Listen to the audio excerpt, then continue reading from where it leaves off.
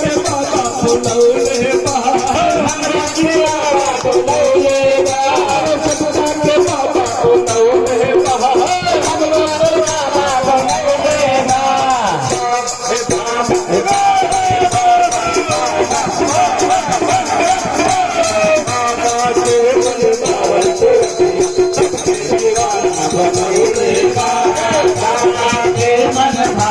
सबके दीवाना बनौले बा। चलिए आप लोग खाना लेके चलते हैं बाबा के दरबार में। ओ खाटू नगरिया में बाबा बिराजे, खाटू नगरिया